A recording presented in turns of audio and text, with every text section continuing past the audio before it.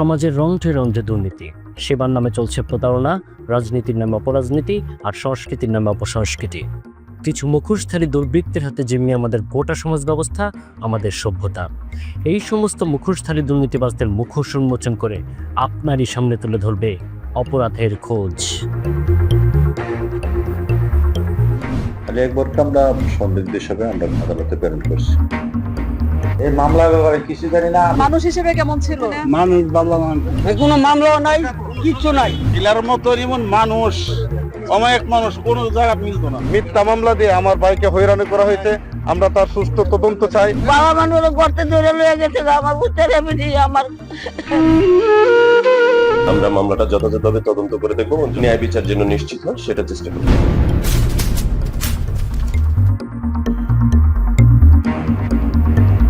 আজকের অনুসন্ধানে আমরা তুলে ধরতে যাচ্ছি সিলেট জেলার কোম্পানিগঞ্জ থানায় দায়ের হয় একটি আলোচিত মামলা নিয়ে, যেখানে অজ্ঞাতনামা আসামি করে গ্রেপ্তার করা হয়েছে একজন জনপ্রতিনিধিকে। এই গ্রেপ্তার কি আইনি স্বাভাবিক প্রক্রিয়া, নাকি এর পেছনে রয়েছে অন্য কোনো অদৃশ্য উদ্দেশ্য? সেই প্রশ্নের উত্তর খুঁজতেই আজকের অনুসন্ধান। সিলেট জেলার কোম্পানিগঞ্জ থানা একটি এলাকা যেখানে রাজনীতি, প্রশাসন ও সাধারণ মানুষের জীবন একে অপরের সঙ্গে গভীরভাবে জড়িয়ে আছে।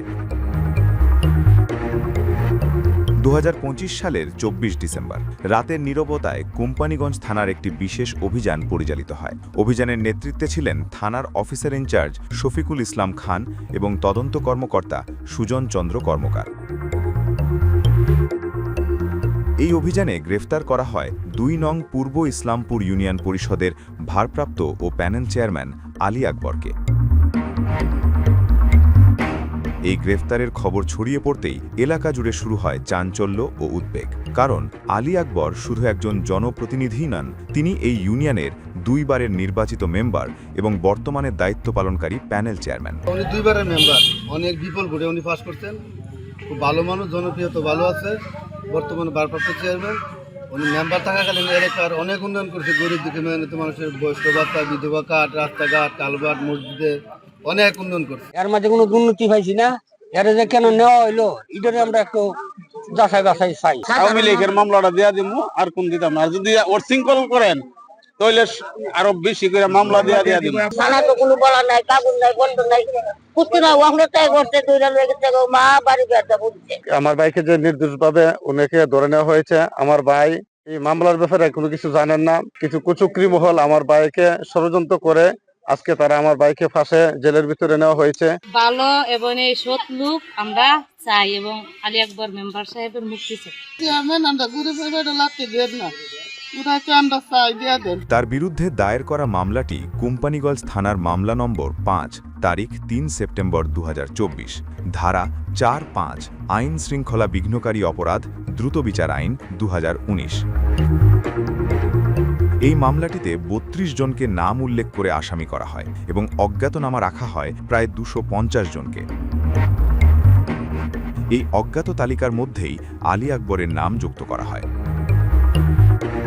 স্থানীয়দের অভিযোগ, আলী আকবরের বিরুদ্ধে এর আগে কোনো মামলা ছিল না। প্রশাসনের লোকের আসছিল, শফিকুল সাহেব আসছিল, আয়সা ধরে নিয়ে গেছে। আমি তো আমার জানা মতে ওনার এক চুল পরিমাণ দোষ নাই, বিনা অপরাধে ধরে নিয়ে গেছে। আমরা জানা মতে কোনো মামলা ওনার ছিল না, আগেও পিছনে কোনো মামলা ছিল না। ওনার সাথে থানার মধ্যে কোনো মামলা নাই। ওনার এটা হয়তো কোনো কারো হিংসাত্মমূলক ভাবে ওনারা গ্রেপ্তার করা হয়েছে। উনি যদি দোষী হইতো তো আমরা এই 5 নং ওয়ার্ডে নিয়ে এসে উনির কোমরে দড়ি লাগে, তারপরে আমরা নিয়ে থানা নিয়ে দিয়ে এলাম। উনি যদি দোষী হয়ে থাকে না, কিছুই পাই নাই, না তদন্ত করে নাই, তদন্ত করছে না, ডাইরেক্ট নিয়ে গেছে। তাকে কোনো গ্রেফতারি পরোয়ানা ছাড়াই কথা বলার কথা বলে রাতের আধারে বাড়ি থেকে ডেকে নেওয়া হয় এবং পরে থানায় নিয়ে গিয়ে গ্রেফতার দেখানো হয়। কোম্পানিগঞ্জ থেকে একজন মানুষ ফোন দিয়েছে, বুড়াগঞ্জ ফারুয়া, আপনি আধা ঘন্টা আগে ফোন দিয়েছে, আপনি সৈরা যান করতে কে তোমার নামে মামলা হইতেছে।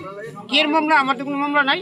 এই কথা কইতে কইতে বেড়াইতে আজি পঁচিশ সাহেব আজি পুদারে আজি আমরা বারো আমরা কথা আছে কই বেড়া লয়ে গেছি থানা দিয়ে তো গ্রেপ্তার করতে মামলা আমরা মানুষ গেছি পরে 1200। না এই তো মানুষের সমস্যা হইব, আপনারা সইরা যান, আর আপনারা না সরলে মামলা কয়েকটা দিয়ে ঢুকাই দিব। ওসি বলতেছে যে আপনি বাড়ি আসেন, আপনার সাথে ওর কথা আছে, এবার বাড়ি এসে কথা ওনাকে বলছে যে ভাই আপনার ওয়ার্ডটা আমরা একটু ঘুরতে চাই, আপনি একটু আমরা সুবিধা দিতে পারেন। এই কথা বলে ওনাকে বার করে ওনাকে হ্যান্ডকাপ লাগে কথা নিয়ে গেছে। চেয়ারম্যান সাহেবকে কেন কি কারণে ধরে নেওয়া হইলো এটাই আমি জানতে চাইতেছি। পরবর্তীতে আমরা জানতে পারলাম যে বৈষম্য বিরোধী মামলা নিয়ে যাওয়ার পরে কিন্তু এর আগে কোনো মামলা ছিল না, কোনো মামলা ছিল এক বছরে কোনো মানে বলে নাই কোনো নামে যে মামলা কোনোদিন শুনিনি আমরা, উনিও জানেন না, আমরাও শুনিনি। আমরা যখন সকালে শুনে থানাতে যাই তখন আমাদের সামনে ওসি সাহেব আসলো, আইসা অনেকক্ষণ ওয়েট করার পর ওসি সাহেব আসছে। তখন উনি আইসা বলতেছে যে এখানে এত লোকজন কেন, এত ভিড় কেন। তখন আমরা বললাম যে স্যার উনি আমাদের প্রতিনিধি, উনি আমাদের দুইবারের মেম্বার এবং বর্তমান ভারপ্রাপ্ত চেয়ারম্যান, তো আমরা এখানে আসতেই পারি, সে আমাদের জনপ্রিয় একজন চেয়ারম্যান।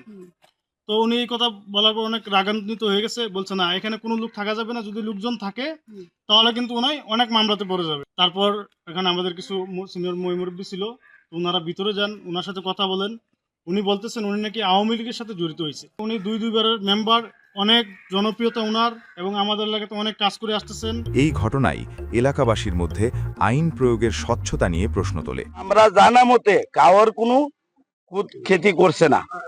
উনার এই একটা এই পাইলাম যে ছবি, উনার এমপি খবর করছে, ডাকাইছে গেছে, যাওয়ার পরে কইলো যে এই দাঁড়াইছে, ছবি তুলছে। এরা তো খুশি বেশি তুলছে, আমরা তো জানি না, তুলছে আরো 1 বছর বা 2 বছর আগে। হ্যাঁ, এটা কত 17 সালে তুলছে। এইটা ধরছে তার লগের যে বিরোধী দল আছে তারা উড়াইয়া তুলছে যে আওয়ামী লীগ। 4-5 লক্ষ টাকার বিনিময়ে আমাদের ভালো মানুষ গ্রেপ্তার করে নিয়ে গেছে, আমাদের মাথার উঁচা নিয়ে গেছে। 4-5 লক্ষ টাকা কে দিছে ওনাকে দিছে আমাদের যে বিরোধী পার্টি। পুঞ্জাবাতা উনি দেখে দেখে যাচাই করে সবাই দিয়ে দেয়, কিন্তু কথা রমজান ঈদ উপলক্ষে উনি মানুষের সহযোগিতা মনের অন্তরের থেকে করে। সব রাস্তাঘাটে কাম করতে বুঝছেন না, রাস্তাঘাটে কাম দর্শক, রাতের আধারে গ্রেফতার, অজ্ঞাতনামা মামলা, একজন জনপ্রতিনিধিকে ঘিরে তৈরি হওয়া অসংখ্য প্রশ্ন। বিরতির পর আমরা তুলে ধরব এই মামলার ভেতরের আরও গভীর তথ্য।